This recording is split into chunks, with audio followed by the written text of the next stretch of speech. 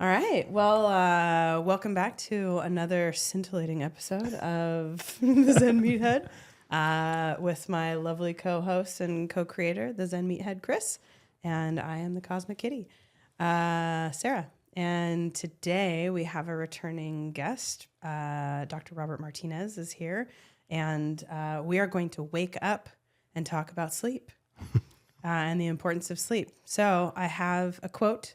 It is difficult to imagine any other state, either natural or medically manipulated, that affords a more powerful redressing of physical and mental health at every level of analysis than sleep.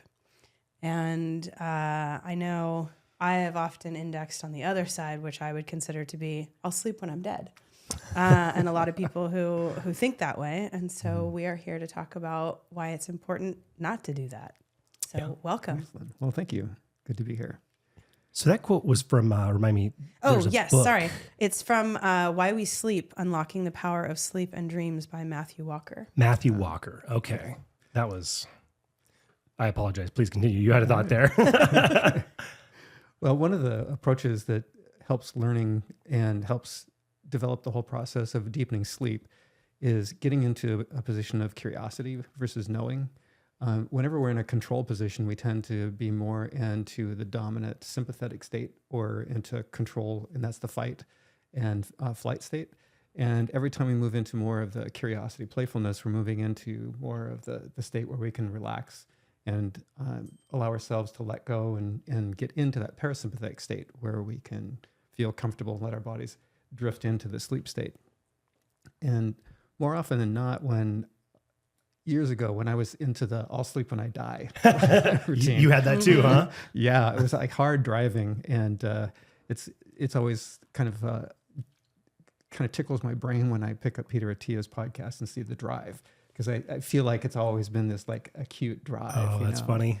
And he has people on there that have a lot of drive, and when I was in that state, I was always thinking about knowing versus understanding and seeking. And I was at a conference just a couple of weeks ago, and the guy said that the mitochondria that are free floating in your bloodstream. And I just said, no, the mitochondria are intracellular organisms. I know that. And then all of a sudden it clicked in me that I was going like, well, I can look that up. And I looked it up, and there are free floating mitochondria in the bloodstream. And I was going like, really? I didn't know that. I was today years old. And then I was listening to a Peter Attia podcast, and the doc that he was interviewing, the researcher, said that there are mitochondria that are intramuscular, and they're attached to these little lipid droplets, like backpacks. And we use those as acute energy. And I'm kind of going like, that is so bizarre, the change in knowledge. But I was a lot more receptive because Peter, he has guests that have chops and validity. Oh, yeah. But rather than entertaining the possibility, I automatically went into that old state of drive of like, I know you're wrong because I know. And I could feel my sympathetic state rising. And a lot of us forget that that's what's driving our ability to sleep or not sleep. It's the unconscious mind runs this bus. Oh. And this bus is like tooling around just waiting for us to get to the sleep state. And we'll catch that when it finally comes by.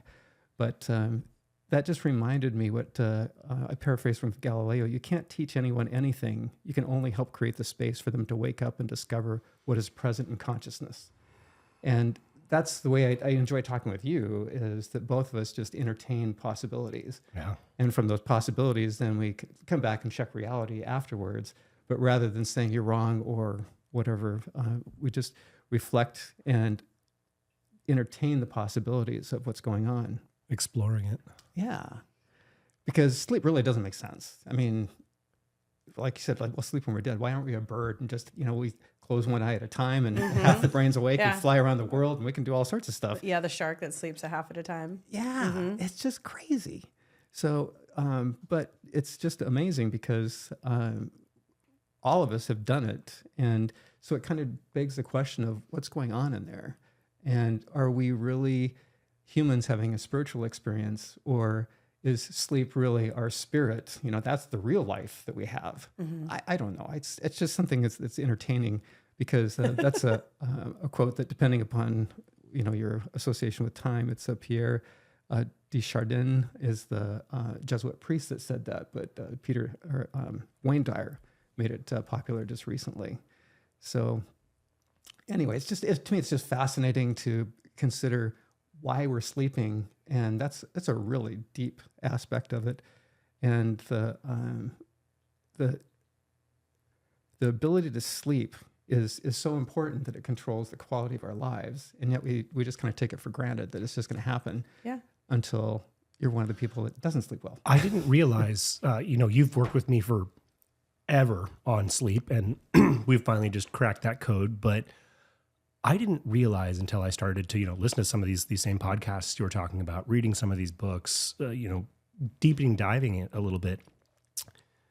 The negative effects of lack of sleep are huge. I mean, cancer risk, cardiovascular disease, inability to the list goes on and on. All these terrible ailments that humans deal with are exacerbated dramatically by a lack of sleep. And one of the things that I just learned recently is how important getting into that parasympathetic state is for your digestion as well. Exactly. And that it is equally as important for you to be able to ingest the nutrients that are in your food, being in that space instead of being in that fight or flight sympathetic. Yeah, that can result in the difference of 20% increase in absorption of nutrients that because it slows the digestive tract, you can have increased weight from just being stressed. Literally just being stressed out while eating will not only screw with your sleep, but your ability to digest the exact same food. Yep. That's it. Wow. Yeah. Well, and there was, I think it was Gary Brecka who was explaining if you take the idea of a conveyor belt and everything on the conveyor belt is in perfect alignment and the conveyor belt is working perfectly, but you just double the speed of it, pretty soon the whole system's going to break down. And it isn't a failure in any single space. It's the systemic failure of the speed of it, and how we have to slow these things down in order to get what we need to get. Yeah, for sure. And, to your point about what sleep does for us, it can save your life, because a lot of people, when they get overtired, they don't really realize it, but they're getting into microsleeps. And, if you're out driving between midnight and 6 a.m. or between 2 and 4 in the afternoon, I'd be really careful, and especially around intersections. But you can watch truck drivers kind of start to weave and drift. And fatigue makes cowards of us all. So, depending upon whether you like Vince Lombardi or whether you like George Patton, they both said the same thing. And for applications, but being able to make good decisions and learn and your performance. And what I've found is that the better I sleep, the fewer jerks there are in the world. Right. Yes. It's weird how that works. Yeah. Suddenly I'm not primed to be pissed off. Yeah. I know that guy's being a dummy. Whatever. Well, next. Yeah, and you're one of those people. I still remember when early on I came along, it's like you'd walk in the room and I would just feel anger. Yep. It was just like, whoa. I remember that conversation, and it took me so back, because I so deeply respected, you were the first doctor to sit down and you wanted to talk about life habits and things I'm doing. I'm like, oh, we're not just talking about the basics. Let's spend an hour and a half interviewing you. Yeah. When I came in one day and Dr. Martinez says, you had this angry presence about you. Are you aware of the energy you're putting into the room? And it just, oh shit. And I from that day forward, I'd noticed that I'm stomping, or that I'm blowing myself up physically. What is going on? Definitely didn't help my health. Not at all. Thank you for bringing that to my attention. Yeah, and the work that you've done that allows you to make those changes, your awareness and your ability to hold that together, how does that change as your sleep changes? It's so incredible. The sleep didn't come until recently. We can talk about that magic moment at some point during this podcast. But what was always amazing to me is, historically, I track my sleep with an Oura Ring and have for 5 years now. About twice a month, I'd get what I'd call a Superman's night's sleep. And that next day, like you said, slow to anger, stuff stuck, when I was trying to memorize things, super creative, happy, just everything. And then the rest of the time was just dragging my ass along, that good old pick yourself up by the bootstraps, it sucks for everybody. Which is fun to be around. What a great way to live your life when you have a choice. It's a great life partner to have in that state. Yeah, I got to tell you, it's a real testament to your relationship that you survived that. That he survived Exactly. that. Yeah, I was going to say. Bless you, darling, for keeping me alive. Oh, you're welcome. You kept you from being killed. Yeah, that's good. Sure. Yeah, thanks for helping with that, Doc. Rob. You're welcome. Yeah, because as we understand how important sleep is, one of the things I always think about is that the people who don't sleep more than 6 hours a night consistently are at a high risk of developing Alzheimer's disease because they can't clear the amyloid plaque out of the brain. And, may we all die knowing who we are and not burdening those that we love with an unconscious person or unknowing or uncaring person. Because Alzheimer's is really, and part of this is creating motivation and some leverage to get people to think about sleep in terms of others in their lives, just like the way that your behavior was impacting Sarah. These would be choices that affect others in our lives, because the Alzheimer patient really is actually pretty happy. Yeah. It's kind of like the dog. You beat it to heck, and it comes back the next day, and it's like in your Can I lap, have some just food? all happy. But the caretakers just suffer miserably. Oh, and it's brutal. We have a few people that we know who are going through experiences where their loved ones are falling into that, and it is just excruciating to watch. I want to ask a quick question. Something I've heard recently. I didn't realize the connection between insulin, sugar, and dementia, all types of dementia. Right. I've heard some doctors call it type 3 diabetes now, where they're starting to see that lifelong spiked insulin and or high sugar consumption can actually drive you towards late stage dementia and all these things later in life on top of sleep. And keep in mind, if you have high blood pressure, if you have elevated liver enzymes, if you have elevated cholesterol, especially the triglycerides, then you're really high risk. Because some people, life's not fair. Because you just think of some people who do it all wrong, and they're on the top of the world. Fine. And then there are other people that go like, I do everything right, and it's just I get it wrong. And part of it is gene expression and all these different issues. But that's a key factor for people who have a metabolic disorder, because the cholesterol is plaquing the arteries in the brain, and the insulin is spiking more inflammation. And so it's a lot worse for them. It's happening to all of us a little bit, but you probably have to live to 120 for a normal person to really get the effect, whereas somebody else gets it at 55. But so it's a challenge to help people understand the effect of insulin, because if you have high insulin, you're also increasing your cancer risk. Yep. And so and sugar does drive that, but people think it's sugar, but there's a bunch of different things that it's not that simple. Yeah. So and again, it's not fair, because I know that there are people who say, my mom ate sugar until the day she died. She was fine. And it's like, well. Yeah. But the sugar today is very different than the sugar that was out there, 50 years ago, right? Yeah. We were just watching a thing about how, we can't really talk about the food that we ate when we were kids, because that type of food doesn't exist in the world right now with, genetically modified and all of these preservatives and everything, like what was it, like a McDonald's hamburger, or no, the fries. The fries used to be actual potatoes, and they were fried in beef tallow, and now they are mechanically separated potato parts fried in seed oil of some sort, right? Yeah. So they're just it's not the same thing. As well as the portion size. That too. I was just talking with my wife about movies, and we watched an old movie, and we go like, look at this. Everybody in this, all the extras, everybody on the street, they're all normal weight. It was in the 30s and 40s, because we were watching some old stuff and just really loved it. But, the clothes are cut and fit so well. You just go like, wow. And now you look at everybody and you go like, whoa, it's just like fleece and dumpy. Yeah. Things have changed. You look at it and you go, damn, that's style. Yeah. And a big piece of that is the portion sizes. And remember Morton's Spurlock. Morgan Spurlock. Morgan Yep. Spurlock. Yeah, Morgan Spurlock. Yeah, supersize me. Yeah, he only did that for 1 month, but it took him over 6 months to get rid of back. it. Yeah. I remember, seeing that. Ironically, I watched that. I came home sick from work one day. The same meal that he vomited on in the drive-thru, I ate it and giggled to myself when I watched it. I was like, pussy. Of course you did. But like to realize that just, his doctor was begging him towards the end of that experiment, like, you are doing permanent damage. Please stop. Yeah, it's a big challenge.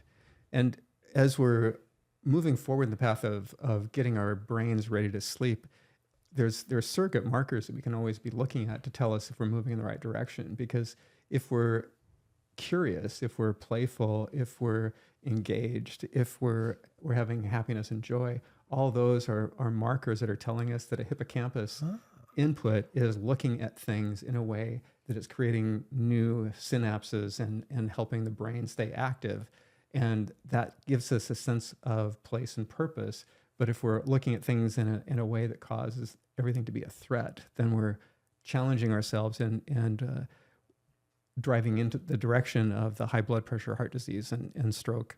And also, if it gets you far enough, the World Health Organization and the Agency for Research on Cancer has found that shift work, just getting irregular sleep patterns like that is a risk for cancer. I've seen some of those articles, and it's tremendous. Yeah, and it's such a small threshold of the number of nights. I think it's something, I wish I could remember. You sent it to Emma.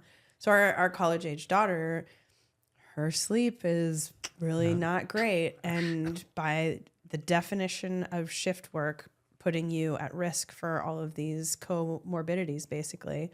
Like, I think it was something crazy like 3 nights. 3 nights. Yep. Yeah. Over the course of like 25 days. Just 3 nights in a row. Yeah. And your blood sugars will be moved in the direction of pre-diabetic. Wow. 3 nights of messed up sleep. Yep. In a row. That's And it's not that you become pre-diabetic, it's your blood sugars move into that range. Your insulin just spikes consistently up too. Yeah, see, and those people who have metabolic disorder will have a worse time of it than somebody else who's well trained. Yeah, and she's constantly up and down with like upset stomach and nausea and all kinds of stuff. And I'm like, Yeah. That's rough. There's bad stuff going on, kiddo. Yeah, and decreased sleep is going to cause a lot of things to go off the rails. But sleep. If you start looking at what's happening to sleep, we're running into a world problem because of the have and have not gap. Some people are living lives where it just doesn't work, and they're freaked out because I don't have a job. And literally they have to figure out a new pattern because the stress is not going to go away. Yeah. I have some patients who keep getting injured on the job, and so we work out exit plans about where to go. And now financially, people need to be looking at it's not going to work. The houses in my neighborhood are being torn down, and they're going from what we bought our house for less than $100,000, and now $3.2 million. The houses up the street, and I'm going like I couldn't afford to live here to buy that. Yeah. So it's just like figure out a different game plan, and get on it because it's your joy or happiness. One of the psychologists that Peter was just interviewing was mentioning what we've heard multiple times before is I'm in this one clinic and it's all rich people and they're paying me lots of money, and I go do volunteer work in this other clinic and these people are miserable. They hate their lives. They're just like, nothing's working. And I go work at this other place and these people have almost nothing, living under a bush, and they're happy. Yeah. So, figuring out how to get around it, because that is the crux of a life that's not going to work, and sleep's going to get worse, and you're never going to solve it. It's a downward spiral. Yeah. But that would give us the opportunity to use alcohol and drugs. Right? That's the solution. Boy, I tried hard for 20 years. Tried hard. And so that seems like a great segue into discussing. So And we've talked about it a little bit here and there, but I mentioned it to you, but during our last podcast, actually, you've pointed out my drinking and drug use many times over the years, and helped me to explore the possibility of a new route. So during our last podcast, after we were finished, you mentioned, I don't remember how it came up, but that sometimes for folks who are regular drinkers like I was, it can take as long as a month to fully get that stuff out of your system. So Sarah and I, at the beginning of the year, decided we wanted to see what life could be like if we took off all the stops. So part of that for me was I had to get rid of all crutch substances, namely pot and alcohol. So for 3 months, there was no pot and there was no alcohol. Full disclosure, the first 3 weeks were a bit of an emotional roller coaster. They were not delightful. Bless True you story, again, my folks. darling. It was ugly. However, it There were a was lot of tantrums. somewhere between week 3 and 4, I believe. I've got it in my journal somewhere. I got one of those Superman night's sleep. I was like, oh man, I'll get up the next day. I'm feeling great. And then it happens the next night. And the next night. And the next night. So historically, when I would track my sleep with my Oura Ring, an average night's sleep for me was probably between 15 and 20 minutes of deep sleep. And if I was lucky, I might get towards an hour of REM. Wow. A garbage night's sleep for me now is 50 minutes to an hour of deep sleep and like an hour and a half of REM sleep. Nice. The change in quality of life, there has been nothing else that I have done or experienced that has had a more dramatic impact across the spectrum of emotions, physical capability, pain decrease, body habitus change. Like it's just Good job. mind blowing. Yeah. Good job. And unfortunately, I have discovered coming back to alcohol, it's immediate in its effect. Like That even sucks, isn't it? it kind of does. It's been a lifelong thing for me, but 1 or 2 drinks at lunch, there is a very, I don't even get a buzz. And there's a very noticeable degradation in my quality of sleep. That is just, Up at 2:00 in the morning for yeah. Damn it. Sorry, alcohol industry. Yeah, and more people are giving up drinking, and that's we're just in the process of saying, okay, we're going to do a full month with no alcohol at all, and it's interesting the way it does fragment some people's sleep more dramatically than others. Because Winston Churchill, was famous for people would come in and he's drinking champagne in the morning and then drinking all day and then drinking into the night with nightcaps, and it's like, Winston, how do you do this? And he said, training, my dear, training. I mean, I guess I never noticed it because I kind of did the same thing. Like by 3:00 in the afternoon, usually I was into it, and oftentimes it was in the morning. Yeah. Ugh. Yeah. So the understanding how it affects people, and it's not fair. Some people have big effects, and others have effects that they don't recognize. But when you do the sleep lab studies where you look at the brain wave, it's affecting all of us, and some of us dramatically. And you can see people where they wake up and they're hungover. And I have really good alcohol tolerance. I don't get hungover, but I really have to pay attention. There's alcoholism in my family, and I just go dang, it's just by the grace of God. Yeah. Because staying of, some people say, well, that's functional alcoholism or that's whatever. The labels don't really matter. The whole issue is how is it affecting your health long term, and then just making good choices. Yep. Recently, it was Huberman did an episode on alcohol that I listened to while I was during that 3-month thing. A bummer and an eye opener. We all know it. It's like cigarettes. They're not good for you. But And all sales have stopped, right? Yeah, obviously, of course, 'cause it's not good for us. But he really highlighted. He's like, sorry, alcohol friends. It's neurotoxin. Yeah. You are drinking poison. And let me get into some of the other plethora of reasons that it's terrible for you. Just damn it. Yeah, and I think creating the leverage of understanding the choices that you're making, and we'll talk about that in just a little bit, because there's a really interesting way of looking at that is more of a just my take on how I apply a psychological intervention to help people make the shift on this and THC, because what's weird is that for some people THC helps them get to sleep, and they say they sleep better and everything's much better. And it depends. The jury is still out because we don't understand how it affects everybody. But THC is sedative, so it will cause a more rapid transit into non-consciousness. That's not necessarily sleep. right, There's a difference. as we find out sometimes. Yeah, because it blocks the architecture of sleep and it blocks REM. And REM is where we start developing basically it's our self-therapy. So that's a big challenge. And but users still report fewer wakings and fewer dreams. but then when they stop, heavy dependency causes you to use more. And then as you use more, it causes more of a rebound effect when you stop.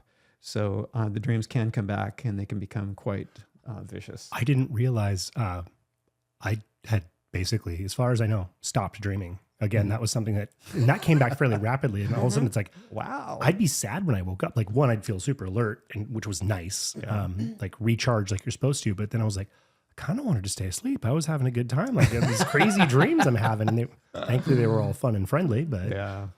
It is amazing how you can also prime that at night, because a lot of people don't know that, you know, by a gratitude journal or just by asking questions, you know, at night, like if they're curious questions, if they're playful questions, our brain can't put them down. And if we create fear, our brain also has a hard time putting them down. Absolutely. So when you watch a crazy program, like I just can't understand, like Silence of the Lambs. I've seen a few trailers and a few hits, and I'm kind of like, there is no way in the world I'm watching that, you know, because it's just like, it gets into it. Whenever I see somebody who acts out evil, it just, you know, Anthony Hopkins is such a wonderful actor. Yeah. And it just hits my soul. And part of that has to do with where we come from, because it's a challenge for a lot of us, because the issues that cause us not to sleep after the drugs and the alcohol, a lot of times is pain, and certain things will trigger pain in us. And sometimes people don't know that they're waking up because they're of pain, because they're just brings them up just enough to where it's like, you've got a bad hip, you got a bad neck, you got whatever. So it just takes you up, but it doesn't wake you completely. And like one patient I had wasn't sure that it was pain that was waking him up. And I'm going like, well, you know, it hurts when you do this and hurts when you do that. And especially on activity days. So all of his markers are low. He doesn't have high inflammation, and he just takes a over-the-counter anti-inflammatory and sleeps through the night much, much better. And you just go like, And I'm not suggesting everybody should take Advil for sleep. It's a great test, because then you have to figure out, just like with you, change your diet, stop drinking alcohol, do different things. And magic happens. Weird. Yeah. Or, you know, take over-the-counter NSAIDs, and, you know, it might work, but then it starts tapering. And, you know, some people do it with CBD, and that can work. And for other people, it's worse. So, you know, you just have to know what's working for you. And there is no gold standard. But one of the challenges that gets into kind of a murky area for a lot of people is understanding when we sleep, we have to have a feeling of safety and security. And the problem that most of us have run into, well, that many people, not most of us, the problem that many people have run into is abuse. And they're not aware that abuse is what's causing them not to sleep, because after a while, you just grew up with it. You didn't know. And it's tragic, because it can be from suppressed memories. You could have memories that are coming from your childhood, and people are telling you it didn't happen, because 93% of abusers are known and trusted by the child. And so, the kid is not telling anybody or doing anything because they don't know that it's wrong, but there's something internally, and they just keep holding that in, and they never quite figure it out, and that's suppressed.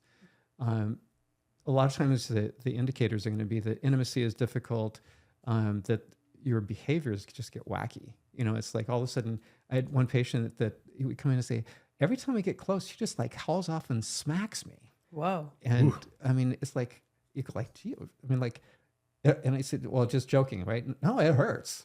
And so and you start digging around a little bit and like what's under there. So, and a second category is because there's the known, where somebody says it happened and it did happen, and that's all out there, and rain can help all those people. But there's that second category of suppressed memory, where the person doesn't know and subconsciously doesn't know, but is trying to cope.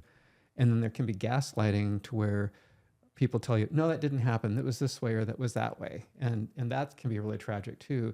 But a lot of times what will happen is you'll see the person, when they go into their home setting or into their business setting, they're like a different person. And then when they get into close relationships, they just can't cope. Their strategies are all wacky. And it's because it's a trust and betrayal issue. It's like, I don't know, I'm not safe. I don't know who to trust here. And confusion can happen too, because sometimes it's really what we're creating in our brain. And just for example, the first time a woman has a gyne exam, it can be very traumatic. Yeah. And that trauma can be from a loving, caring healthcare provider that's really doing a good job. The older guys, some of them were creepy and it was abuse, and some of them was flat out abuse. You heard the stories of the Olympic Games. Yeah, absolutely. So sometimes it's medical, sometimes it's from a priest. There's different things that happen like that, but family is the big one.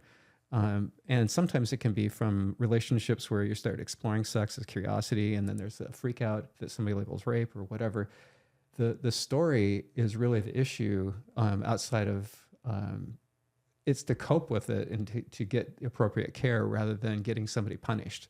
Because punishing somebody for something that happened 20 years ago may be the right thing, maybe not. I'm not here to judge that. But the key is, can you get over that so you can start getting yourself to in a position where you're feeling like, I can relax and let this go. And the last category is be really careful who you go to therapy for, because when they were looking into false memories and implanted memories, there's a lot of therapists that make a lot of money by implanting false memories.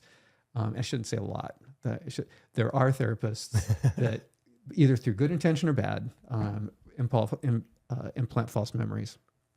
So that's just something that a lot of people forget, is like, if you're not sleeping, it's not making sense. A lot of times it's like, dude, you're working 3 jobs. It's like, You never get a chance to turn off. yeah. So you got to figure out something, or, it's the abuse issue, or it's the drugs or the alcohol. And they keep going like, well, what can I take? And I'm kind of going like, nothing. You can take a break. I mean, Take a break. I honestly, I get it though. When I first came to visit you, the way that we crossed paths, I was working with another chiropractor because I had horrific back issues forever.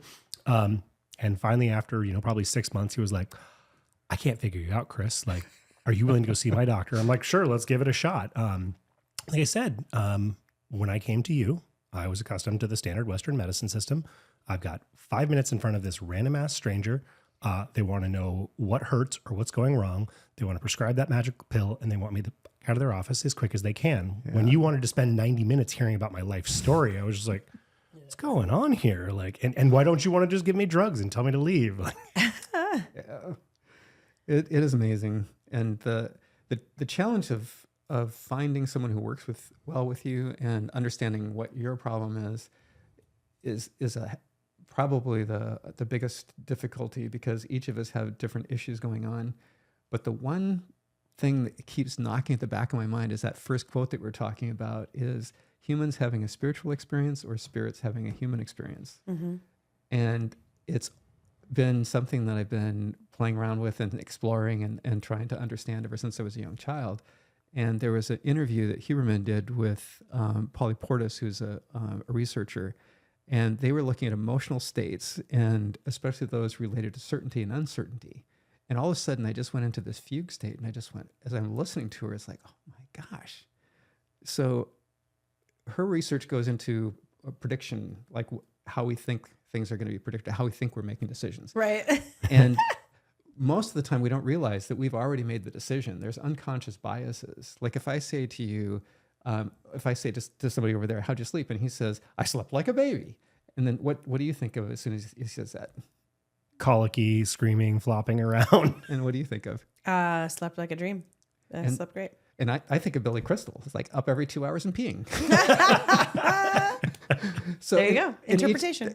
Each one of us has automatically, it just pops into our head. And I know everybody who hears this they're going to have different responses automatically. And somebody's going to go, of course, Billy Crystal always says that. Or, it's like, oh, I had a kid. And it was, whatever. But what's happening in the subconscious is more than we totally understand. And it drives our decisions, and it drives what happens to us. And how to understand that, for me, has been a real challenge, because I've done so many different things, holotropic breathing and psychedelics. And, I started off with the standard stuff, saw the psychiatrists and stuff, because I'm going like, what's wrong? And it's like, there's something really wrong, because there's a lot of stress and trauma. And you grow up in a dysfunctional family, from the 50s. My father was in World War II. He battled the hedgerows, 3 days behind enemy lines all alone. And, just liberated 3 camps. How do you, an 18-year-old kid walking through camps? Right. Oh my gosh. And then he comes back home and tries to be normal. That's like, oh. Yeah, with no support system. Yeah, how's that going to work? Yeah. So, and I didn't even know that. I have this brilliant idea. We'll get a bonding experience. We'll all get the brothers together and go see Saving Private Ryan. Oh, Lord. Oh, no. That was back in the early 80s, and I had no clue. PTSD was not something I knew anything about, because I hadn't graduated. I hadn't gone to finish any of my training yet. And, so the movie shuts off, and all of a sudden I said, let's go. And we're up and we're starting to walk away, and Dad's not moving. Mm-hmm. He had gone into a PTSD attack, and just like he started crying, and all that stuff. But if you look back at the Battle of the Hedgerows and what they were going through, it's like, oh my God. And, he was there. Yeah, 18 years old, and just... Yeah, well, and it kind of comes back to one of the things that I wasn't prepared for and I'm happy about, but also can cause some dissonance at times is I don't resonate with the same entertainment that I used to. Mm-hmm. And so like before we started going on this journey, like we were really into Law and Order SVU, and especially that one. And as we've kind of gone through this journey, that has stopped resonating. But the last few weeks, we've had a couple different times where like, and I'm sorry, Jake Gyllenhaal, but it is what it is. The new Roadhouse movie. There was that movie that we watched, and then we watched a John Wick movie, and people are saying, "Oh yeah, these are great movies." Blah blah blah blah. I no longer resonate and find entertainment in that seeking of evil that you're talking about. Like watching people be shitty people doesn't entertain me anymore. And he still kind of resonates with it. And he's like, oh, let's watch the show. And I'm just like, I'm sitting back and I'm going, this doesn't work for me. Yeah. And so, the people who are into the murder porn and, like the white girl porn that we joke about, sitting and watching true crime shows and getting into that, like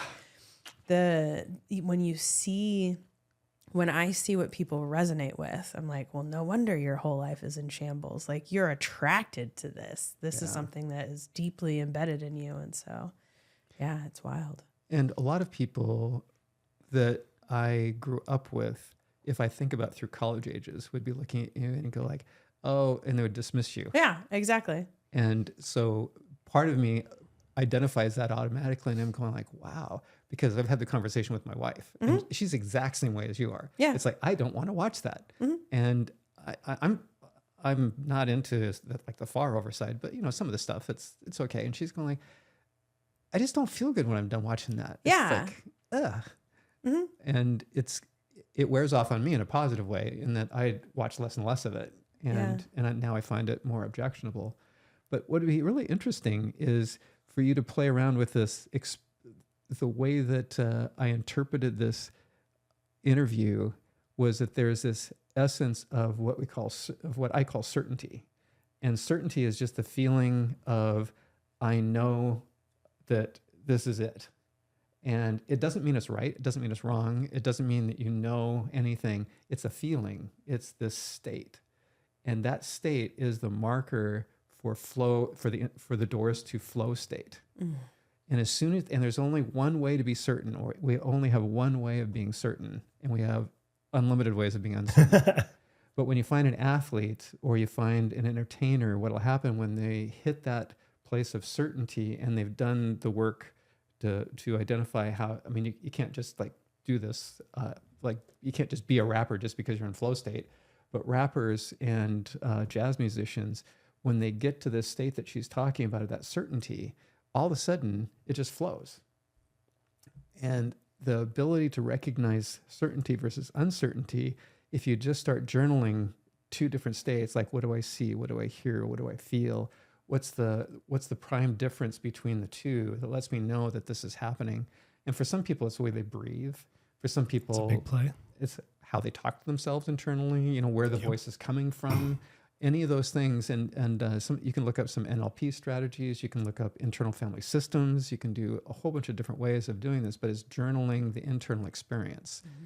And once you do that, then all of a sudden, as you just start through your day and you get towards the end of the day, you'll know whether you're going to sleep well or not, but you can switch it immediately just by working on moving to your state of certainty. And that's what meditation does, is just drop all of it, because it's all story. Right. Every single stupid piece of it. Yep. Exactly. And you can come, and we were in a session where we were looking at people who had severe trauma and people who had minor traumas. And some of the people with minor traumas were having much more difficulty dealing with it than, a woman who got raped. She turned that into, now I formed a rape relief group. Mm-hmm. And you're just going like, your rape was scary. I mean, she talks about the whole thing. I won't go into the details, but I mean, it's like one of those terror rapes. And all of a sudden, she's forming a rape relief group. Yep. And somebody else, it was a date gone bad, which I'm not minimizing. That's a terrible thing, but they couldn't get their life back together to trust anybody. Yep. And you're just going like, it's all story. And what you do with that story can empower you, but the certainty is the access. That's the point that I want to make, is that if you understand that certainty lets you hit flow state and you can break free of all that other stuff. But if you're not working from certainty, you're dragging along a bunch of other crap with you. Yeah. Keeping the baggage. You're Yeah, choosing it's to. like running through the airport with, 6 bags of luggage. Yes. And you don't even realize you have it until you're able to set it down, and you're like, Woo! Well, it's really interesting, when you stumble upon it, which is what I find myself doing often in life, is getting into that state accidentally. But the more often it happens, the more I'm like, oh, I have, I don't know what the word I'm looking for is. I have the ability to recreate the state. Mm-hmm. So slowly through my life, as I'm exploring all these modalities, that's my exact intention. I'm just taking my engineering mind and I'm like, I know this state exists. Mm-hmm. I work and function and am the happiest and the best in this state. How do I create it? How do I get there? And, the meditation, the clean eating, the cutting out the garbage, be it food or even how many super happy people do you know that sit and watch the news constantly? I know exactly zero. Like, I understand some people want to be on top of what's going on in the world and all, but it's like, it's just terrible crap. It's horrible stuff. So yeah, it is everything you consume. Exactly. It's a challenge for us because most of the time when we're approaching what's holding us back, we don't get into a state of certainty and then ask, why do I want that glass of wine? Why do I want that hit of dope? Ask, why are you pointing at me? I hate that question from you. We've been there. Yeah. And if we can step back, most of the time, what I found that was difficult for me, because I'm hard driving and, my family grew up with almost nothing. I had to refinance the house a bunch of times. I didn't even know all the financial stress that was going on. But, Dad came out of the Army and, GI Bill, and just everybody was poor. I mean, we were all struggling. It's like, can't hardly find places to live in Seattle because you got all these people dumped here, and then so housing shortage, et cetera. So everybody's all stressed. And the difficulty with understanding how to be present with yourself before you start making decisions is just something we don't learn. We learn to start everything off as like fight. And as soon as I just lost, because as soon as I'm fighting, all of a sudden my wife's angry with me and I'm going like, why aren't you working with me? And she's going, because you are a jerk. She doesn't actually say that. Most of the time she won't say anything. It's implied. It's implied. Yeah. The look is You got the message. Yeah. I finally, the look, I'm going like, oh damn, I got it again. There I it did is. something wrong. Yeah. So it's taken, 43 years. She's stuck with me and I'm gradually in recovery and getting to the point. Bless you. Yeah. It's a hard road to handle, but if you work on that understanding certainty and just step back, because I always stepped in, it's like, there's a problem, let's fix it. Yep. And all of a sudden it's like, well, you don't fix life. Mm-hmm. It's just, we went through this remodel and we finally came down with the mantra of like, every day is just one more thing. If you're lucky, it's only one more thing. If you're lucky. Yeah. Well, it was funny. We were discussing something earlier and we were taking very different approaches. And he was like, well, aren't you concerned about XYZ PDQ? And I was like, no, I'm not concerned about any of it. And he was like, what? How can you not be concerned about that? And I'm like, I'm just not. And the disconnect where his face was just like, I don't understand. right? Or I'm like, it's literally just a choice. Yeah. And that the ability to, the communication is going internally as well as externally. And that's a lot of times what the drivers miss. It's like, this isn't affecting me. And the people around us are kind of going like, You should tell your face. Are you sure? Sure looks like it's affecting you. yeah. So the challenge of being ready to catch the bus, this bus is coming every 90 minutes and it's supposed to come at the same time every night. And if you're coming to it in a state of uncertainty, then you're putting barriers into being ready to catch the bus. Let's talk about that bus, though. I see the point you're driving out there. There's a 90-minute cycle around sleep. Can you explain some of that? Yeah. So when we start to go to sleep, we're going through two basic stages, which is the non-REM and the REM states. And we're going to go through, as we get into that, what should happen is, for me, it's my sleep tracker tells me it's like 3 minutes, and my wife tells me the same thing. It's like, I hit the pill, and I'm gone. Other people can take up to 20 minutes, and some people will take a lot longer. But if you're in that 0 to 20 minute range, that's kind of the normal, and usually it's less. You're supposed to be in that 5 to 10 minute range, where then you drop into this light stage of sleep. And then all of a sudden, you walk in and you can see the breathing kind of slowing down a little bit. And that's where you're going to make this transition from the wakefulness into the first period. And if it's healthy, 5 to 10 minutes, and then you go into the first stage of the non-REM, and you're probably going to spend about a half hour there to 20 minutes. And you'll become less aware of your surroundings. Your body temperature starts to drop, and your eye movements stop, and your brain starts to produce these cleansing waves that are called spindles. And that's why it's really important to get on the bus at the right time, because this portion of deep sleep is going to happen early in the night, and it's happening. You're going to get the same 90-minute cycles every time, but you're going to get more time in each of these stages. The stage 2, you'll get more early in the evening and less later. Towards the morning, because there you're going to be getting more into the stages of where there's deep sleep in stage 3, and environmental noises aren't going to wake you up. You'll sleep through. Some people are sleepwalkers, and other people are. Your body in this state is when you're making the physical repairs. So stage 2, you're doing the cleansing waves for the brain. That's kind of, it's consolidating memories. And so a lot of times what people need to understand is that if you're studying something, study it right before you go to bed, review this interspersed learning thing that OncuPro and some other tools use to have you repeatedly get this information. They say it takes about 50 exposures, but then the deep spindles firing cause consolidation of memory and hardwires it. So it's less. It's like how to ride a bike. When you first start off, it's all these little elements. You have to hold on to your feet, do this and this and this, and pretty soon it just becomes riding a bike. And now you can read and ride the bike. And but at first it's like, boy, it takes all your concentration to just not fall on your butt. Mm-hmm. Yep. So that hard wiring, that's what the stage happens when you first go to sleep, and that's why you want to do that. And that's why why people around the sleep realm are so critical of sleep timing. It's right. like ideally, as I hear it, it's like you want to go to sleep and get up at roughly the same time, 7 days a week, 365. Exactly.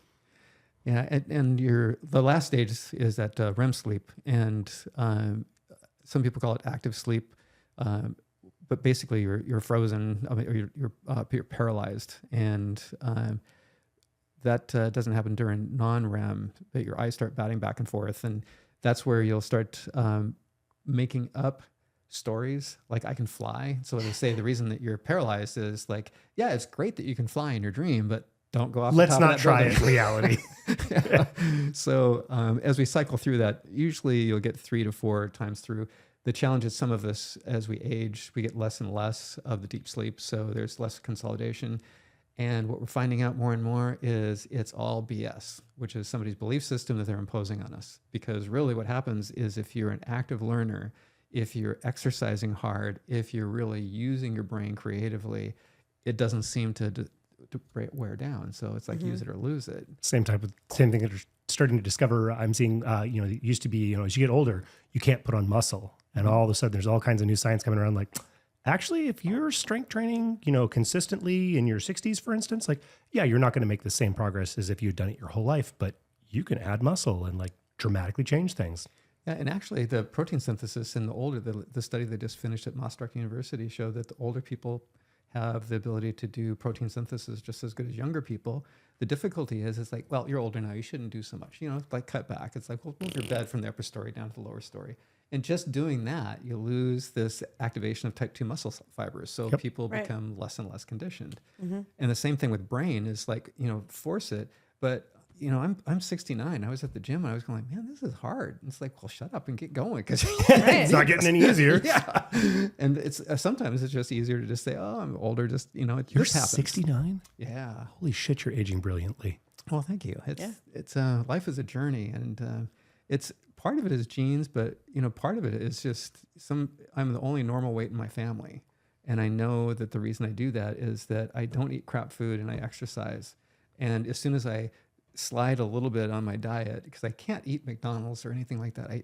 I've had a few. We just had to go to Taco Del. Didn't have to, but it was a quick, easy thing, and daughter in town, airport, yada yada, the whole story. So we'll eat a taco tomorrow. That shouldn't be too bad. And I would just go like, oh man, that sucks. Just felt like shit afterwards. Yeah, and Chipotle, it's supposed to be good, and it's like, oh man, that's bad. But these are like once every couple of years that we'll do this. But fast food, just the oils and the way it's prepared and everything, it's just like, It's amazing when you do, you've obviously been doing it for most of your life. I've, over the last number of years, gone through phases where I very intentionally ate very clean, trying to change my body habitus. And I'd have a date set where I'm like, I can go to Taco Bell. I'm so excited. And I remember going through there and just like, wow, that tastes and feels like regret. Just like that. There is nothing good about that. Yeah, when I was when I was in undergraduate, I used to love those old-fashioned donuts. Oh yeah. Oh, they were so good. The cake donuts. Yeah, because I was working restaurants, and we'd get the Gaze truck come through, and it smelled so good, tasted so good. And I had one after I'd been in chiropractic college, and I went, "What in the world is that?" Because we'd been eating, the cafeteria was all clean food, everything organic, everything really good, and that's what we ate every day. And then we, every now and then get off campus because hardly any time to do anything. And I took a bite out of one of those. I was, this is gonna be so. God, that's bad. It's fucking terrible. Yeah. Coats the inside of your mouth, and you just want to be like, yeah, that oil. I just really never realized sticking to your teeth. Oh, ugh. Yeah, like gummy worms. Like, oh, geez. yeah. Ugh. And then everything that comes afterwards as you digest it. Whee! Oh yeah. Well, so we've talked a lot about folks maybe not being aware of the importance of or the side effects of what their sleep, how their sleep affects everything else in their lives. But I'm curious to talk with you about the folks who are gamifying the lack of it, or the question that I asked is, we all know sleep is of paramount importance, and yet we gamify the lack of it or trade it willingly for the promise of something we value more. So how do we reframe this desire to outrun those horrible trade-offs of, I'll sleep when I'm dead, or people who convince themselves that I only need 4 hours of sleep a night or whatever, and yet they're a complete lunatic by 8 p.m. Or these people who are actively trading, commoditizing their sleep in order to get ahead in different ways. Like, how would you recommend talking to folks about that? Probably the first one is figuring out whether the person is willing to be self-introspective. And I call it the God test. When you wake up in the morning, you just say, is this good morning, God? Or is it good God, it's morning? And if you're more on one side than the other, then you know that your sleep is something that needs to be taken care of. And then you can convince yourself more by doing short-term memory tests, like put a deck of cards down, say, I'm studying Spanish right now. And when I sleep really well, I wake up in the morning and go, man, I'm flying through these. I do Anki Pro, and it's like, do you know this one, back and forth? And you can tell how long. It's like, I want to see this again in a minute. I want to see 8 minutes, 15 minutes, whatever. And the numbers of times I go like, yep, that's right. I did not sleep well, and this is, so understanding objectively that that's happening. Being able to recall things, like have something that you want to do for a presentation, and then put it down and pick it up in the morning and say, how much of this do you remember from yesterday that makes sense to you? Or how much of this is like, damn, I forgot that key point, or why am I saying that? Each one of those is a way of convincing yourself that you're objectively not taking care of yourself in a way that's going to benefit yourself. And understanding that we have, all of us do better in a 7 to 9 range. And there are a few people genetically that can get by into more of the 6 hour range. And most everybody believes they're in the 6-hour range. It's like, I can do that. I'm not. Yeah. Well, the people who are pressing hard, they say, it's 6 hours works for me. And if you sleep later, given the chance, like it's like 6:30, it's like, I'm out of bed. I do cold plunge in the morning. And so I'm up and, I'll be, after I give a hug to my wife, I will get out and she'll go, you going plunging? Yep, I'm going plunging. And she sleeps a little bit longer. Women do, so that's fine. So I go make the coffee, go on the plunge, come back, bring the coffee, everything's great. So the how that works for you is to understand first, when I'm not sleeping well, if I do the God test and I convince myself it's good morning God, and then I ask my wife or an objective other person, and they're going like, no. That's not the way it works. Yeah. And you can also just write down a few things in the morning, like, what are you thinking about? And the first few things, if you're stressed or if you're, out of touch, if you do that, this morning I did 3 pages of just like the mind dump, and then kind of how was I feeling through that? Is it something where my flow is on, or is it like, just trying to drag it out? Because on mornings where you have flow, that'll let you know. If you're catching up on sleep on weekends, then you know that you're in sleep deficit. If you know that you're waking up multiple times, then you're getting sleep fragmentation. If you look at yourself in the mirror and you go like, kind of overweight, and there are people who are what we think are overweight, but they are really just larger bodies. And there are people who are over fat, and there are people who are bigger than expected. But when you get up to a neck circumference that's over 16 inches and you're not a conditioned athlete, and what I mean by that is you're doing 60 minutes of aerobic every day and weights at least 3 times a week. If you're doing that, you're probably toned, and that really isn't going to have an effect. But anybody who's overweight, that 16-inch neck, it just collapses and it blocks airflow. So if you snore, and you can use Snore Lab, a little app on your phone, that'll tell you about noises in the room. It's waking you up, which may be you. Yeah, I woke me up. Yeah. We hike with 3 guys, and every now and then I'll be laying there and we take a nap after we have lunch. And it's just beautiful scenery. And all of a sudden look over there and you see somebody snore and go, they just like snap themselves out of it. So that is a way that that it's you causing the noise there. Look at your wearable and see if you're dropping below 88% partial pressure of oxygen. Then you know that you're running into problems with the sleep apnea. But denial and other mental disturbances impair your judgment. And the biggest thing is what we talked about earlier, is get yourself into that position where you feel certain, and then be kind and gentle with yourself and ask the questions, how could I be my best friend? How could I be the best person? How could I, if you ask those questions with curiosity, with playfulness, then you can start making changes. You can be your own therapist. The internal family systems, and some people are body focused, and there's McConnell's somatic internal family systems, and some people are more into the meditation side, which is the original one of internal family systems, Richard Schwartz. And it's brilliant because you're actually learning that we think of this monolithic personality. It's like, boy, I used to think I was me. Now I go like, whoa, there's more here. Who the hell knows who I am? and it changes, and people say, well, that's kind of weird, isn't it? And it's like, well, yeah, but if I acted like a lover to my kids, then I would be thinking that's weird. But if I couldn't act like a lover to my wife, wouldn't that be weird? So, I mean, those are pretty big barriers that I would want to make sure there were healthy divisions in who I am. And yet we come to think of ourselves as this monolith. And it's like, sorry, okay, you can have your belief, but the challenge with sleep is that we need it. And the school age kids that are, below teens are 9 to 12 hours, and teens are 8 to 10, and adults are 7 to 9. And about 35% of us just don't get enough. Yeah. Well, and one of the things that struck me as you were talking is there are so few things that are universally like that pull us together universally. And that is one of them. It's like music, sleep, eating, there are certain things that we have to have in order to be alive in the world. And we really don't index on that as a common language very often. Definitely.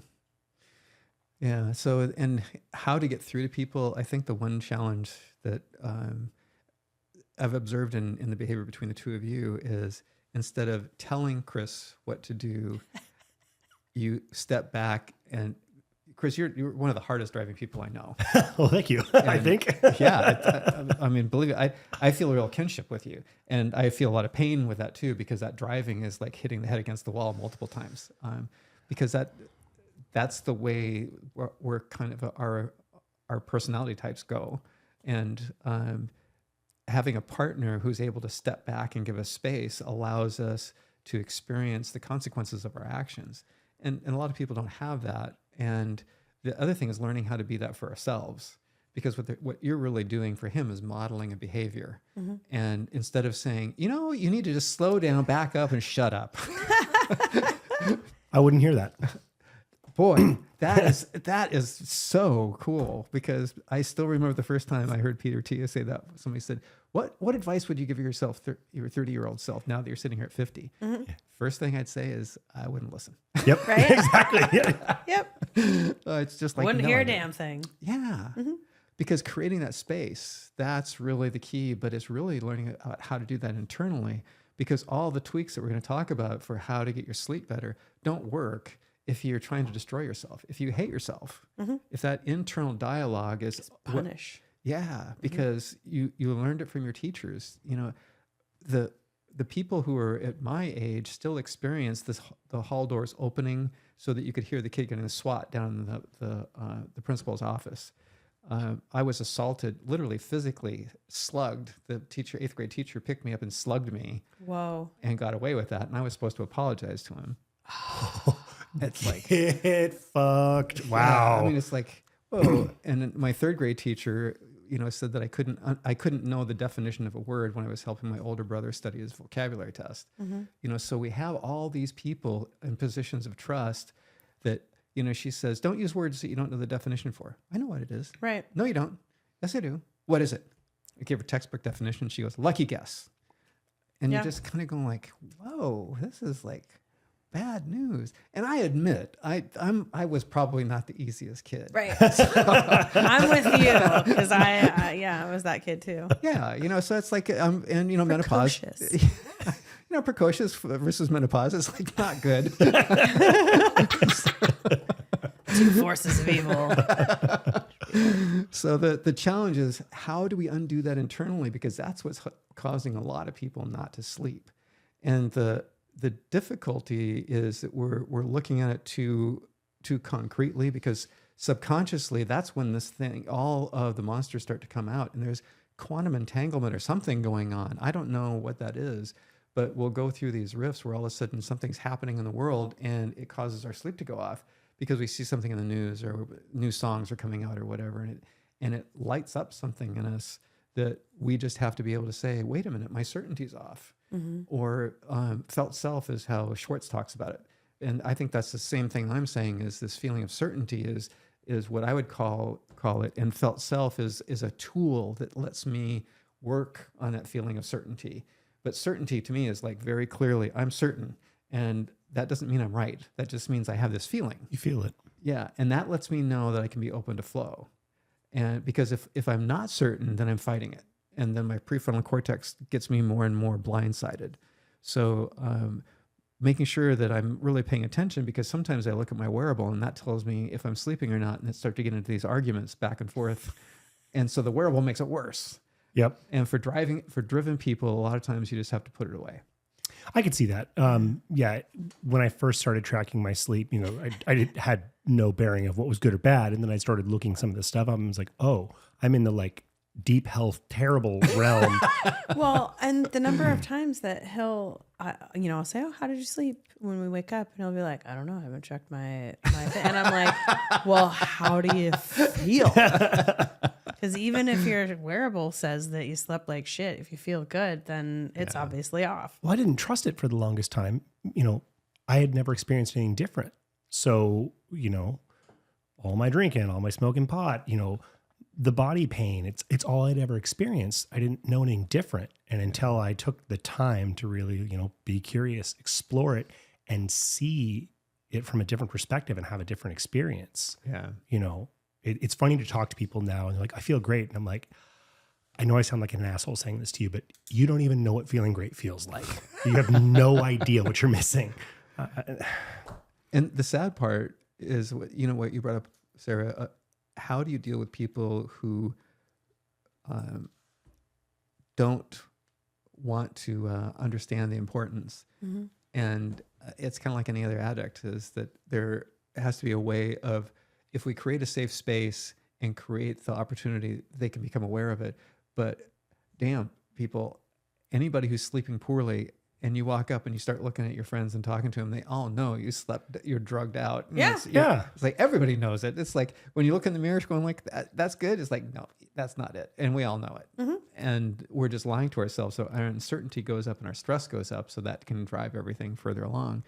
But, being gentle with yourself and being kind and taking the step back and looking at what's under there. Because do you hate your job? And people who quit their jobs and work for less money in a better situation, because sometimes the bosses are just absolute assholes. Yeah. But other times we're just in the wrong job. Yeah. Whatever it is. Mm-hmm. So, but the probably the biggest challenge that most people don't understand is catching the bus, like you say, a regular sleep schedule, get to bed at the same time, and develop this, for those of us who are really driven, an alarm that tells you when to go to bed rather than wake. You can set one to wake up, but one to go to bed that says, okay, when I hear the alarm, I'm going to stop. I'm going to go through my wind down procedure, and then you can do whatever you need to do on your wind down. We do saunas now every night, and boy, the difference on deep sleep for sauna. I mean, I can look at nights where I don't do sauna, and I go like, man, deep sleep is shorter. Let's talk about that. That's interesting. Yeah. Yeah. So are you doing dry sauna or, so you're just, cooking yourself for all intents and purposes? How soon before bed do you do that? See, we're in at 7:30. 7:30 with a goal time of sleep of what? In bed by 10. In bed by 10. Yeah, 10:30. And you stay in for how long? I'm 20 minutes at about 175, 180. And she joins you, or? Yeah, she does it to lower temperature. She'll go in 10 minutes ahead of me and still raising the temperature, and then I'll go in after her. Okay, because I've noticed a correlation. Now I'm doing it much closer to bed. Mm-hmm. We bought a hot tub and we're fanatical about it. Close to bed, the hot tub seems to jack my sleep up. Yes, terrible. But now that you're mentioning, I'm curious to try this because I'm definitely noticing some things that really help improve sleep, and it sounds like there might be some science behind this. Yeah, definitely. There might be some. Well, I'm coming from you, I'm certain it's been well researched. Yeah. So yeah, you can quote of the day. Yeah, there might be some science. Yeah, Rhonda Patrick and Huberman and Atia. I mean, all three of them kind of talking. Tim Ferriss probably too. And if you get in that group, you can get deep into the weeds. But what happens is if we raise our temperature up, then about at least a couple hours before bedtime, probably some people are going to be able to do things in a different time frame. But in general, if you're not able to cool down, then you can't sleep, because cooling down is what is a signal for the body to go to sleep, and warming up is a signal for us to wake up. So if your body's able to cool down, and the difficulty is you can't usually do a cold plunge. Like I never do a cold plunge at night Because it wakes you up. Yes. Yeah. So after the sauna, I'm not cold plunging. I'll do a quick rinse to get the sweat off, and then that's it. And then I'll let myself cool down. So I'll just be wearing, gym shorts and t-shirt and just kind of lay back. And as I see Rob running around the house, I'm cooling off, honey. Love that. These are the things that go through my mind. Welcome to my inner dialogue. Pantomime it while you're at it. Right? I did. Yeah. So if you're looking for that, the hot tub will work, and hot tub has the advantage of it increases the heart pumps a little bit harder when you're in the hot water than it does in the sauna, because of the resistance of the partial pressure on the skin in the venous system.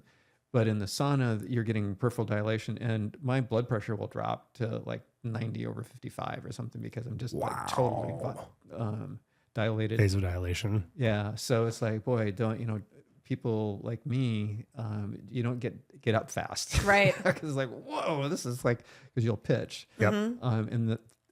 So if you're going to do the hot tub, I'd just move it out about maybe an hour and a half, 2 hours before bedtime. You ready for a new exploration? Don't you threaten me with a good Woo! More hot tub time it is. Yeah. We're going to have to try this. Well, I'm interested to hear a little bit. We're just going to wander off in the weeds. I apologize. So, we've seen a lot of it on social media and whatnot. We've tried a little bit of the cold plunging. We have one next to the hot tub, ironically. I did not realize. So morning time is the good time to do it. Yep. Definitely. How cold do you go? Mine starts at 46 or 47.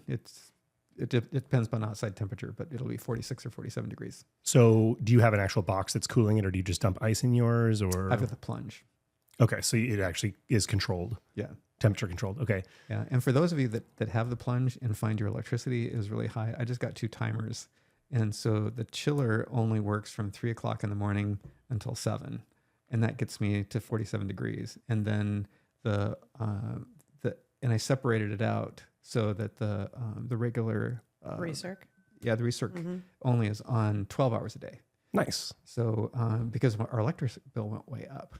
So I was going like, how come it's so high? It's just a dang circulating pump. Yeah, it shouldn't be that bad. And now that I got it, I saw a significant drop in our electrical bill. Nice. Excellent. Yeah. Well, I was curious because, so much of what a lot of this journey for me started, like many guys like me started with a lot of listening to Joe Rogan. Yeah. He's also into the cold plunge thing.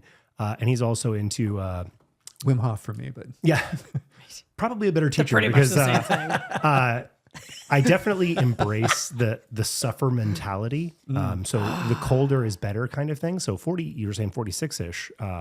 That seems very pleasant to me. I've been trying to get into the high to mid 30s. You're not aware of any benefit really of one versus the other? There's increased risk for people who have a tendency towards atrial fibrillation. And you want to be careful on face exposure, because if you drop your face in, like I was experimenting with that, and I dropped my heart rate down below 40 today. Whoa! For over 5 minutes, and I was going like, not doing that anymore. I don't think that's a good idea. Well, and when you were talking about the experience of being assaulted as a kid, and this idea of resonating with that no pain, no gain mentality and not being able to turn that off, that is one of the things that we've been talking about quite a bit, is that requirement. It almost seems like a requirement that you have to, at least for him, he has to suffer a certain amount before he allows the message to click. Yeah. And I talk about it a lot, like, you have the plate in front of you. It's yours, but you've decided that you need to be hungry for a certain amount of time before you allow yourself to eat. And I don't understand that. And so this continual drive to need that suffering in order to get it to stick. And so, yeah, I find him and he's like, well, we just have to make it harder. We have to make it worse. We have to. And I'm like, why? Why are we doing this? Why are we making it hurt more? So, that might be a topic for a whole other thing. Off in the weeds. We get into a psychological podcast on that one. Yeah. Oh my goodness, right?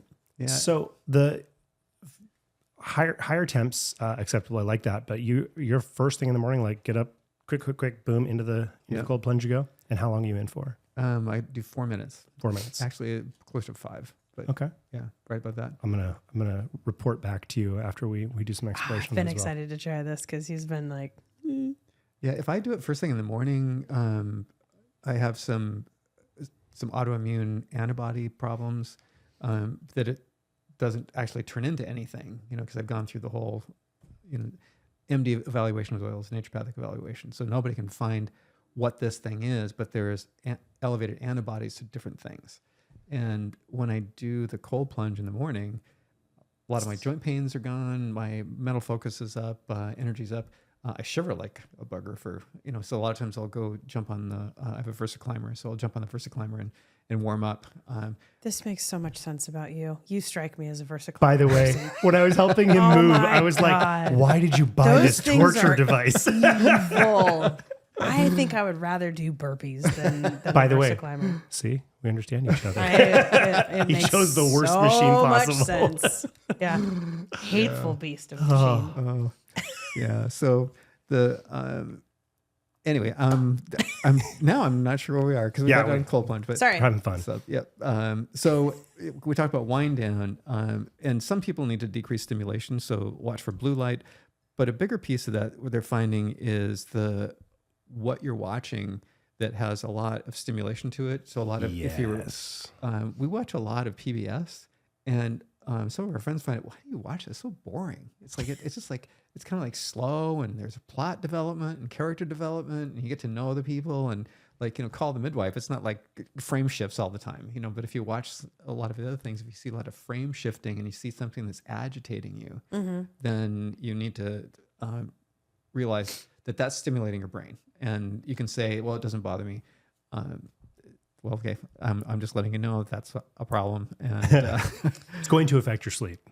Yeah, because that it stimulates the fear response in you. And so... not good. We've definitely explored that. What we watch before bed, we've gotten to the point where there are certain things we just won't watch, within a certain period of time because, it gets your heart rate up, it gets you feeling angsty. It's like that's not setting me up for success. Yeah, and cool down, like we talked about, from hot tubs, but not too much, because you don't want to do a cold shower afterwards. Anything cold shower is going to get you going, and the relaxation before bed. A lot of times people are trying to overschedule themselves, and it's great to do a dump of your brain early, but at least an hour before. The rules that they're finding is that on average about how it affects people. They say if you stop an hour before bed, doing your to-do list and just set that down, then it helps because it clears. You're not going to forget that thing. Yep, but I've brain dumped it. I can find it again in the morning. Yeah, right where it's at. Yeah, and it really does help. And having a to-do list for the next day, if you stick with it and you put the most important thing first type stuff, it's like your brain starts to get this rhythm of I'm It knows things. I can trust that I'm not going to forget things or have to worry about it. Yeah. And, that going to bed at the same time, there's a couple of different issues, is that some of us have jobs that doesn't line up.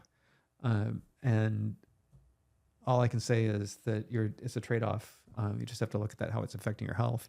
And that if your chronotype doesn't match, like say you're a night owl and you're being driven to do the early morning shift, then, it's like you're just suffering. You need to figure out how to cope with that. And then watch what's happening to your blood pressure, your blood sugar, if I was working a job where the hours aren't working for me, I would be getting a body analysis every year, a DEXA scan, and watch what's happening to the muscle versus fat ratio. Because if it's shifting, it's like I'm just killing myself. And I got to tell you, I used to think a lot differently, but I tell you, now that I'm like 70 is just right around the corner here, I'm going away. Damn, I had patients that if I would have known I was going to live this long, I would have taken better care of myself. Right. Yeah. Yeah. I love telling that to people when they're resistant to, they want to make a change, but there's some level of resistance. I'm like, imagine when you got your driver's license. If that car you got, you knew that's the only car you get ever. Bet you would have treated it differently when you were 16. Boy, that's for sure. Yeah. Well, and one of the pieces that became very poignant recently was, instead of thinking of these things as sacrifices, thinking of them as investments. Yes. And yeah. But you're not worth it. Of course not. I mean, I'll tell you what, Well, I especially if sure you're- as shit am, but not a lot of people have that mentality. So many people when Actually, you explore. as soon as I said that, I said, that doesn't, I should say that to you. It's like, we know we're not worth it. Right, exactly. But the thing is that as soon as I said that, it just is, like you said, there's a certain resonance. Yeah. And that there's been a shift in you that I can see, because when I saw you as a patient years ago, Yeah. oh, angry woman. See, Rob knows. It's true. I would have difficulty picking you out if I had just seen you then, Right. and just seen you today. I would become like, no. Are you sure? Yeah. It's Did Same you person? have traumatic brain injury? Did something happen? It is really different. Yeah. And I mean that in the most astounding way, because it's there's certain people that you know when it's a heart shift, Yep. as opposed to a bullshit shift. Yep. You know, and it's because all of a sudden it's almost like an Amway presentation. And you're just going like, oh boy, God, we're here again. Let me get my hip waders on. Right? And we've all had friends that go through it, and I was subject to it earlier. It's like this drive, you know. It's like, well, try Amway. My wife was like, not me. Yeah. You have fun with that. Yeah, and I was going like, well, if you're not playing, I'm not. So that kind of woke me up. But then, you know, because I was in school trying to figure out how we're going to pay the bills, and I mean that's just, you'll make your upline rich, but anyway, you know, all that stuff. So Right. Yeah, but it's been and honestly, I think the big thing was seeing how Emma looked at me when I was driving. Ooh. Was that at one point I lost my shit driving down the road, and she from the back seat went, "Mom, are you okay?" And I was like, "Oh, I don't. That's not who I want to be." Yeah, and that was, I think, the beginning, the awakening. And that's the whole thing we started off with is we can only create the space for people to wake up. And, you know, Sam Harris, maybe Headspace or 10% Happier, or however you want to do that, or internal family systems, but doing that, the work that brings us present and helps us know that it's story. Yep. And that I have two of my best friends died really close together. And so unexpectedly that, you know, the husband knew the wife was going to die from cancer, and he bought a Ferrari, didn't tell anybody. And he died before she did. Oh, no. And but the strange part of the whole thing was that we all have these stories in our head. You know, he has a story that I'm going to live longer than her, and he died sooner. And all of us were shocked. And it's a sad story, but I still think of them in my head. They are here, you know, because they lived at a pretty far distance from me. So I just think, you know, they're still alive. Yeah. Yeah. And they are alive. They're alive in my consciousness. And that's the challenge that a lot of us don't come to grips with, is that happens for a lot of our bad habits too. They're alive in us, and they just keep playing on as if they're real. And they're not. They're just reconstructed every time I think about them or do them. And you're not even, so many of them you're not aware of. Right. Yeah. It's completely You're just blind. on autopilot. Yep. Yeah. And when people say not drinking, we've already talked about it. It can take, you know, a month easy, if not 3 months. And a lot of times people go like, "Oh, it doesn't affect me." We'll check. And I think Sarah made the exact example of like, I'll tell you in the morning. Yeah. And to your 100%. point, you know, I also have alcoholism that runs in my bloodline, and I've been I think most people historically that knew me would probably call me a high functioning alcoholic. And I prided myself on the fact that I would take, you know, dry January a bunch. I was always a month, and it was, you know, I'm fine, I'm great, I'm groovy. And I'd go right back to, you know, 6, 8, 12 drinks a day. I never gave myself enough time to recognize, but that 3 months, and I think it was the combination too, because generally when dry January hit, I just ramped up my pot smoking. Oh. I was just, you know, compensating. So when I got rid of everything, it finally gave me the opportunity to explore. Yeah. Well, and there were a number of times, because I remember you talking about that 30-day thing where, you know, he would say things like, "Oh yeah, I totally did that, you know, that month." And I was like, "No, you didn't. Remember halfway through, like something happened, and like somebody's birthday or lunch or something." So there was always like the best of intentions, but never the full follow through. So yeah, this, I think, if my memory serves, this is definitely the first time that it was like intentional and whole and pure. And Good job. yeah, it was a huge difference.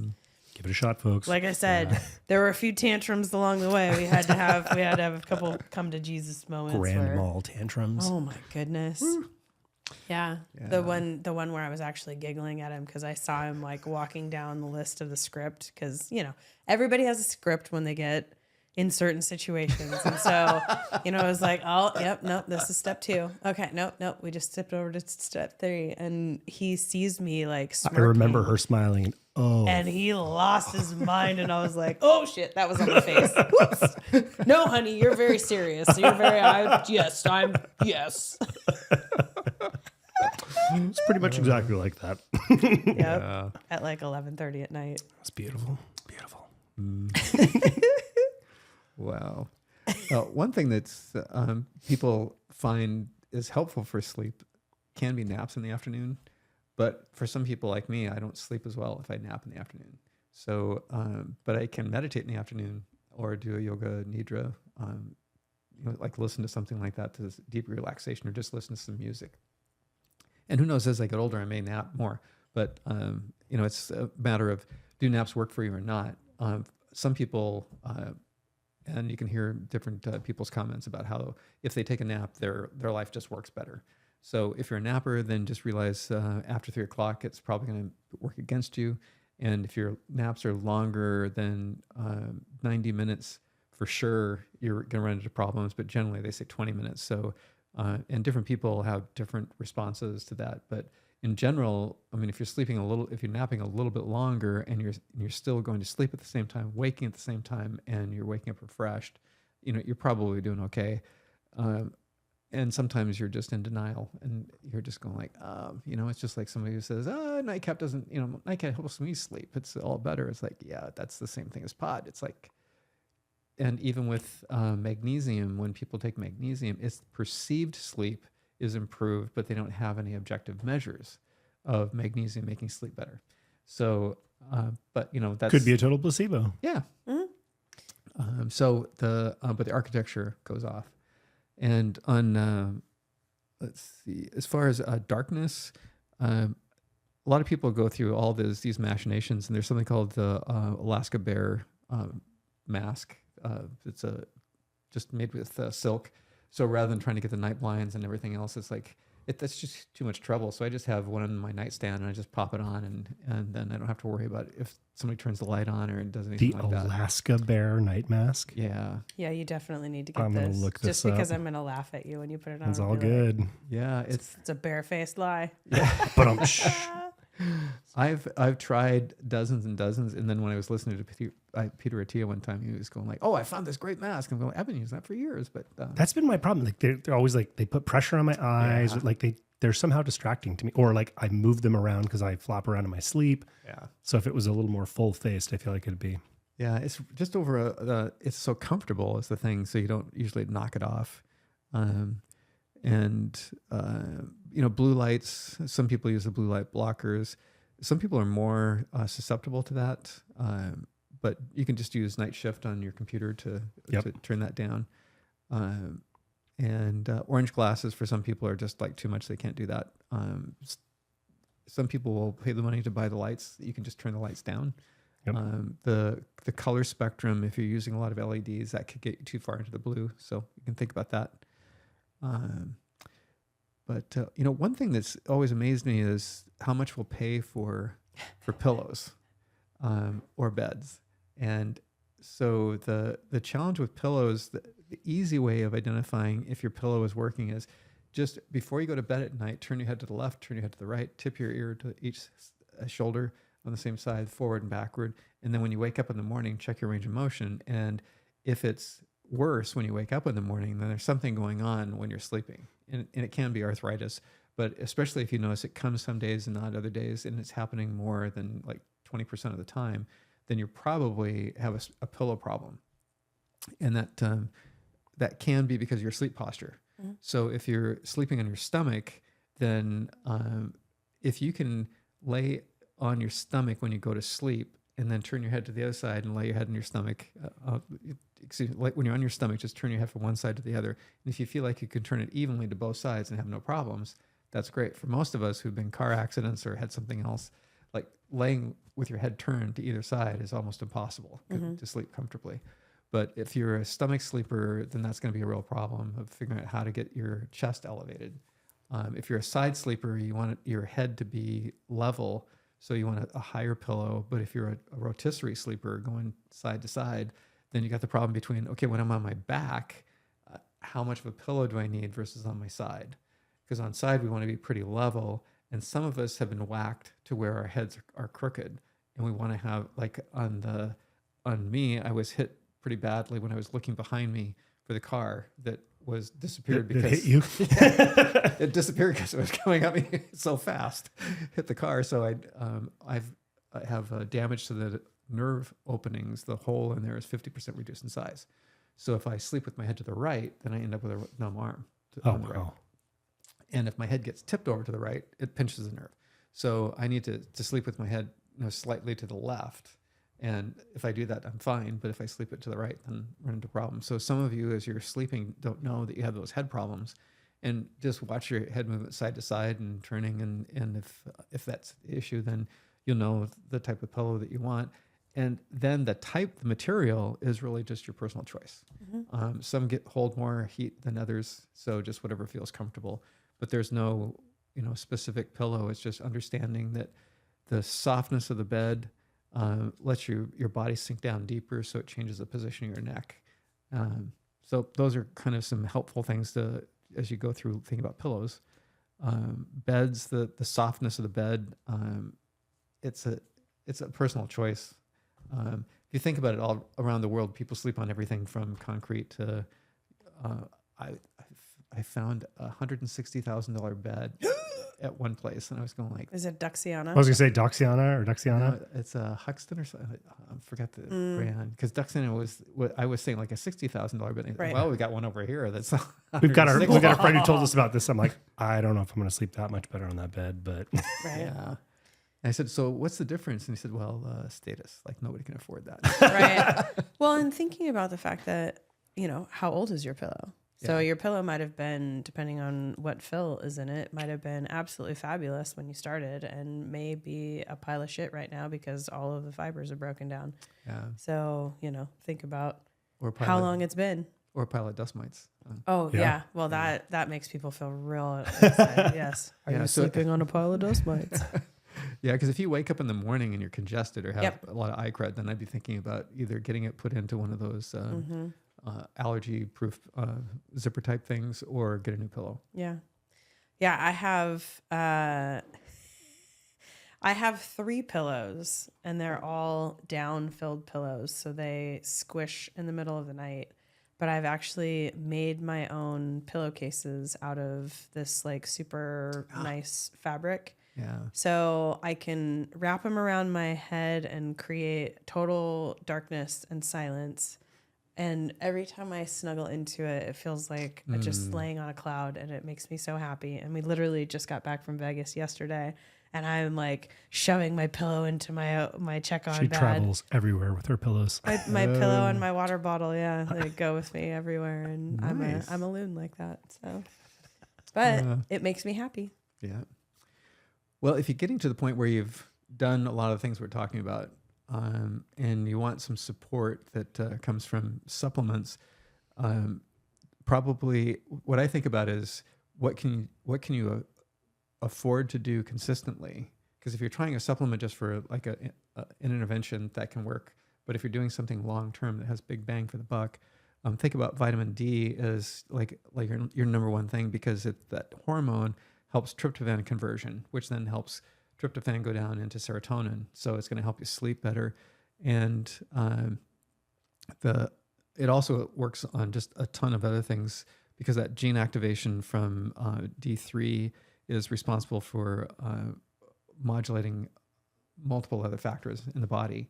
And in areas where we're above a certain line, like above San Francisco area, in the winter months, the sun isn't active enough to give us conversion. need. Adequate Yeah. vitamin D. Yeah. So make sure you're getting vitamin D3, not 2, because 2 has to be converted to 3 with sun exposure on the skin.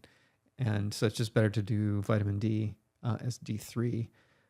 You can check your blood levels. There's finger stick tests that you can order. Life Extension offers tests that are done through LabCorp. So you can do all these tests on your own. Second thing would be creatine.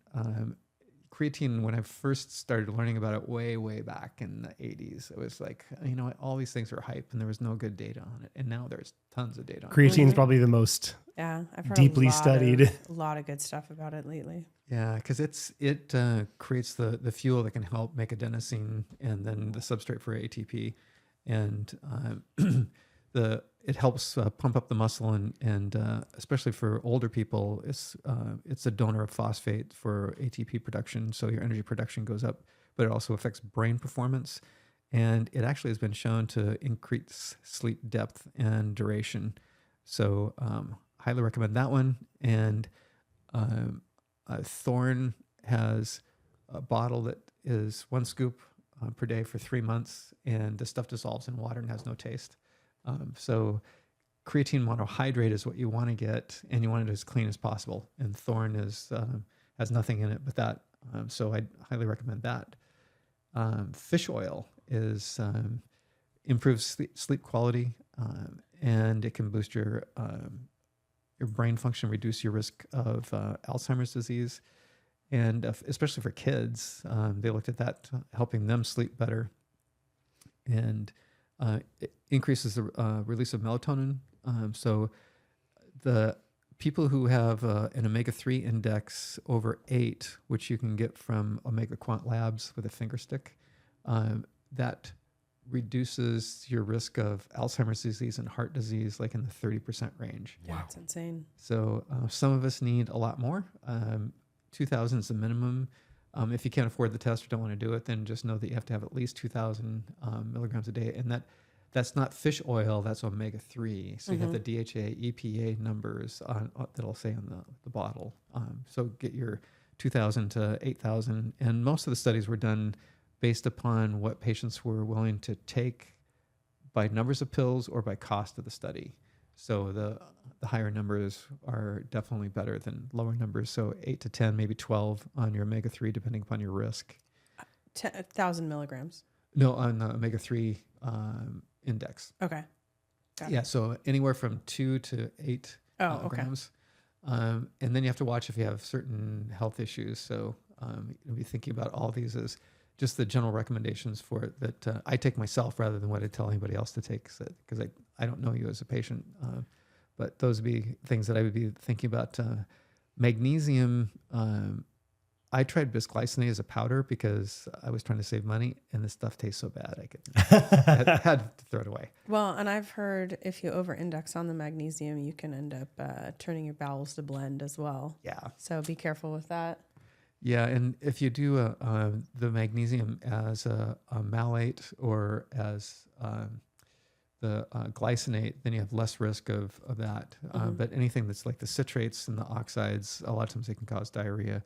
And magnesium hydroxide is milk of magnesium. That's guaranteed as Helps you Bowel go. blend. yeah. So stay away from that. Apigenin is the chamomile extract. And that has some really interesting aspects that different people have different theories about. So the jury's still out. Rhonda Patrick's not real excited about it. Huberman's really excited about it. 50 milligrams, 30 to 60 minutes before bed. And if it helps you, then great. Shows that it reduces some cancer risk. L-theanine is something that I find really helpful for me. It's a mood enhancer. It increases serotonin levels and cognitive performance and deeper sleep for me. When I was seeing a lot of Microsoft people, we had a Zen formula, and they loved it because it helped them stay kind of calm and focused, and they really like that. And I'll take between 1 to 400 milligrams depending upon how much stress is going on. Inositol will give you, I call it inositol. And I call it inositol. So we've got 3 different. Inositol. For those of us that have trouble getting enough into our circadian rhythms, that can help to get us back in there. And one thing that's really bizarre is to look at the number of things that pop up. There's this one highly rated sleep aid, and I looked at it, and the ingredients were magnesium oxide, 200 milligrams, calcium oxide, 200 milligrams, and then 100 milligrams combined of all the other things. So it's like, and this is one of the things that you have to be really careful about, because that 100 milligrams includes melatonin, but it's a combined blend. So how much melatonin is Of in there? what? Right. Yeah. And so I just thought that's really weird. And then another one that I was looking at, I was thinking, where's the ingredient list? And it's like, there's no ingredient list. It's their magic sauce. Yeah. But they'll tell you it has these things in it, but it just says it has these things. It doesn't say how many milligrams Dosage. of what. Yeah. So, and probably the last two that I think about is if you're wired but tired, phosphatidylserine is really helpful for cortisol regulation and stress regulation. So making sure that you, if you're feeling that way and if your cortisol levels up, if your blood sugar's up in the morning and you're just feeling like you just can't Jittery. get yourself calm down, then that could help you. And get what back is on it track. again? Say it again. Phosphatidylserine. So it's PHOSPHATIDYL, phosphatidylserine. Okay. And ashwagandha. It's really important on a lot of the different supplements. So bizarre. Like ashwagandha can help some people, but it can fire off autoimmune. Oh. So I'd be careful if you have a family history of any of the autoimmune disorders. Be really wary of that one, but it's a good one. It reduces cancer risks and helps with inflammation, all sorts of good stuff. But an example of how things we think are going to be helpful can sometimes go astray is a family that I've treated. They were all taking the elderberry extract, sambuco, and all of them were getting over the flu, but one of the daughters didn't get better, and she got worse and worse and worse and ended up in the hospital. Wow. And when they did her blood, her platelets were down to the point where they were looking at leukemia or looking at idiopathic thrombocytopenia because there was so few platelets left. And so kind of ground its way around and she got better. And so then next year, flu comes around, everybody gets sick. She goes on Sambuca again. Everybody's getting better. She's not getting better. Ends up in the hospital again. Platelets are down. And just go like, now, wait a second. Yeah, this happened twice in a row now. Yeah. So because I wasn't prescribing the things, I was kind of like, okay, let's go through this. What exactly is everybody taking? So, and I didn't think anything possible, but I dug deep into a background check on each one of them for any reports. And there was a case report of autoimmune disorder from Sambuca. So most people do really well with a lot of things, but be really careful if something goes south. And that's why a lot of times Huberman always says, start with one. And I'm always like, well, I haven't got time to start with one. I'll just do a bunch. So, right. But if you know what you can take, then you're fine. But if you don't, any of the recommendations anybody's making, then you'd want to be starting off with, one thing at a time. And another patient, I just could not believe this. I've checked every indication through every journal I can find on everything I prescribe from, and there's no reports except positive events on taking creatine, magnesium, and vitamin D. And lo and behold, that bugger, he gets fatigue and just like he hikes and he can't hike. And I'm going like, no way possible. Each one of these things helps performance. It's right. Like they're especially good for older people. And he stops them and he gets better. And it goes away. And he goes back on him and he gets worse. And I'm going like, okay, you're a unicorn or you got bad product. And he said, well, here's the products I'm taking. It was like Thorn creatine. I'm going, well, it is creatine. We know that's not bogus. It's pure. Yeah, because that can be a real problem. And the magnesium was the right magnesium, the right amount. He wasn't overdoing it. And it was a pure product. So it's like, it's no additives in there. And the vitamin D, the same thing. It's like, it's just vitamin D. He wasn't overdosing or anything. It's like, how in the world does that happen? But, yeah. On the same note, some people eat peanuts and die. Yeah. Well, and I think that is a really an important place. I don't know how close we are to the end of this, but it's an important place to put a pin on the fact that if you are paying attention to this type of stuff and you are trying to wake up and take better care of yourself, your best laboratory is your own body. And the number of times that I have had, and I'll just say it and whatever, I've had doctors that have given me patently false diagnoses that I stood there in my authority of my own body and got talked out of things that I knew were right. That I wish I hadn't been in that situation. And the only way to know what is right for your body and what's working for your body is to pay attention to your body and the way that it feels. And so like what a doctor says, what a friend says, what, the top 10 studies on, the Journal of American Medicine or whatever. Like, if they are not working for you, don't do that. And I think it's really important to make sure that you're being accurate with that. I fully support everything you're saying, but I have had patients who say, this just isn't right for me, and they're diabetic, and their blood sugars are screaming up. They're type 2 diabetics, and their blood sugars are going up.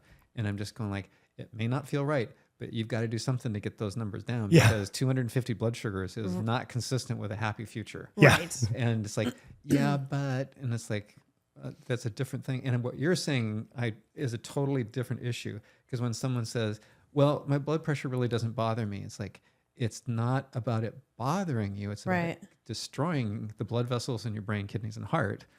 So if that number on that little device there says what you're doing is working, I'm fine with that. Right. And if what I'm doing raises it, then it's not right. Yeah. So when you have objective measures like that, then it's really important to pay attention to the objective. But the challenge is some people are not attached to what's real and verifiable. Very true.